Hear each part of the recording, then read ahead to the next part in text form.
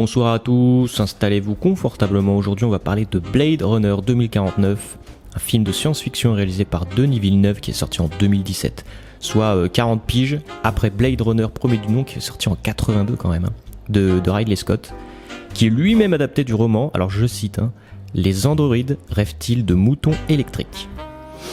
Sympa, de Philip K. Dick. Enfin bref.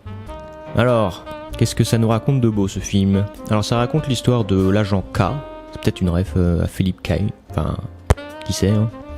Donc l'agent K, interprété par Ryan Gosling. Bonsoir. Est un Blade Runner, genre un nouveau modèle de robot, qui doit traquer et éliminer les anciens modèles de robots délinquants, entre guillemets.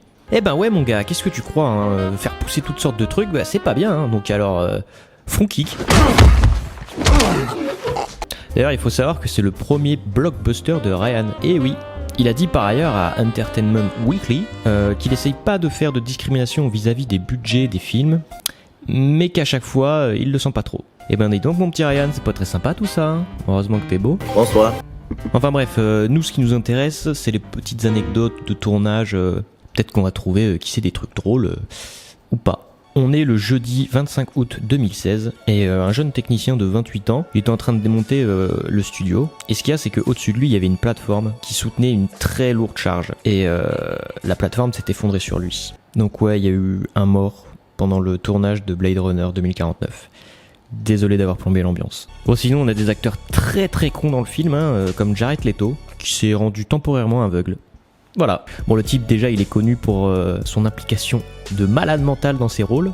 Mais là, faut le faire quand même. Bon, là, vous allez me dire, mais comment il a fait pour se rendre temporairement aveugle ? Bah, en fait, il s'est foutu du jus de citron dans la tronche et puis voilà. Ça pique, hein. Non, en vrai, il portait juste des lentilles qui empêchaient toute lumière de passer, quoi. Du coup, ça va. Bah oui, c'est pas comme si on avait dit à Dave Bautista désolé, mais t'es trop jeune pour avoir un rôle dans Blade Runner 2049. Du coup, voilà. Alors là, tu te dis, quand on lui dit ça, bah qu'est-ce qui va se passer ? Front kick à tous les scénaristes et puis on n'en parle plus. À la Batista Bomb, hein. Et ben non, il a juste un peu forcé, si bien même qu'il avait dit que ça pesait pour les scénaristes, mais ils lui ont foutu une scène de 10 minutes au tout début du film où il se fait Batista la tronche par notre petit Ryan. Non mais trop jeune, on lui a dit. Écoutez, si vous avez 53 ans comme notre ami Dave, eh ben aux yeux de Denis Villeneuve, vous êtes trop jeune. Par contre, si vous avez 41 ans comme notre petit Ryan, ah bah alors là, c'est parfait. Hein. Bon après, on a les petits incidents mineurs comme Harrison Ford qui a mis une vraie mandale dans la tronche de notre bon vieux Ryan. Accidentellement, hein, bien sûr. Il a dit qu'il devait mettre des vrais coups et que le boulot de Ryan, c'était d'être hors de portée, genre il devait esquiver. Il faut savoir qu'il a dit qu'il avait mis plus d'une centaine de coups et qu'il a réussi à le toucher qu'une fois. C'est vraiment un boss, ce vieux Ryan. Bonsoir. Bon sinon à la base, le film devait durer 4 heures. Au final 2h45. Tu m'étonnes parce que 4 heures au cinéma, moi je pète mon crâne. Hein. Là faut 10 entr'actes carrément parce que à la fin t'en peux plus. Après je dis ça mais je suis quand même curieux de voir la version de 4 heures parce que Denis Villeneuve nous dit qu'en gros il y avait des scènes qui étaient très fortes. Fortes en quoi on sait pas mais très fort. Et je sais pas si on peut voir cette version. Et pour finir, on a notre petit Ryan qui fait gagner une visite de tournage de Blade Runner, mais faut donner 10 balles minimum. Bonsoir. L'opération avait pour but de ramener la paix en Afrique, notamment au Soudan et au Congo où il y avait plusieurs crimes contre l'humanité. Alors avec de l'argent, je sais pas comment il aurait fait, mais c'est quand même très sympa de sa part. Alors, qu'est-ce qu'on peut faire si on est tiré au sort, si on a la chance, si on est l'élu ? On peut aller visiter les tournages de Blade Runner, c'est quand même quelque chose. Mais c'est pas tout. Notre petit Ryan nous dit qu'on peut déjà bien manger, sympa, visiter les studios de tournage et rencontrer Harrison Ford. Alors j'espère juste que Harrison Ford ne l'aura pas frappé accidentellement. Mais le clou du spectacle, alors attendez, là c'est un truc de fou.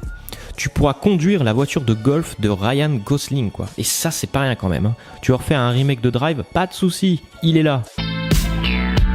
Bon, en tout cas, si je devais résumer ce film, il est incroyable. Allez tous le voir. Franchement, les images, c'est une dinguerie. C'est une dinguerie, les images sont une dinguerie. Par contre, je sais pas pourquoi, mais il a flop au box-office. Et ça, c'est vraiment con. Enfin, il a flop. On va les regarder tout de suite. Le budget 150 millions, au box-office 260 millions. Donc, bon, il y a quand même du bénéf, mais c'est un flop pour le box-office.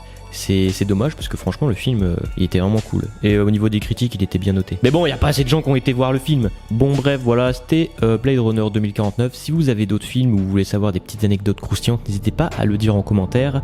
C'est tout pour moi, bisous.